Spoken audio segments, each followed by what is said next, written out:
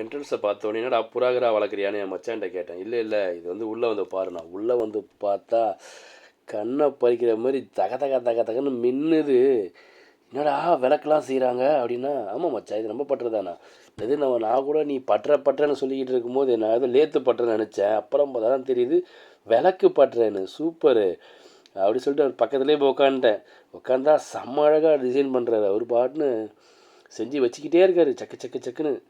அப்படியே எல்லாத்தையும் செதுக்குறாரு. நம்ம சொல்லுவோம்ல சிப்பின்னு சொல்லுவோம்ல, அந்த மாதிரி விளக்கை வந்து எடுத்து அழகாக செதுக்கி அதை டிசைன் பண்ணி அழகுபடுத்துறாரு பயங்கரமாக. பார்த்தோன்னே எனக்கே ஆசையாயிடுச்சு. சரி என் மச்சான்கிட்ட கேட்டேன், மச்சான் இது என்ன மச்சான் இவர்கிட்ட காசு கொடுத்துவாங்கன்னா, அவன் சொன்னான், டேய் இது நம்ம பட்டுறதாண்டா, இது நம்ம தாண்டா செஞ்சு ஊருக்கே கொடுக்குறோம், உனக்கு வேணா எடுத்துக்கிறான்னா. அஜிஜோ அப்படியான்னு சொல்லிட்டு நான் பண்ணேன் 2 விளக்கு கேட்டால், இது உனக்கு எத்தனை விளக்குனா எடுத்துக்கணும். நான் சரி 2 விளக்கு மட்டும் எனக்கு போதும், இதோ பாரு இதோ ஒன்று இருக்குது, இன்னொன்று ரெடி பண்ணி தான் சொன்னேன். அவர் சொன்னார் கொஞ்சம் நேரம் வெயிட் பண்ணுங்கள் ரெடி பண்ணி தரேன்னாரு.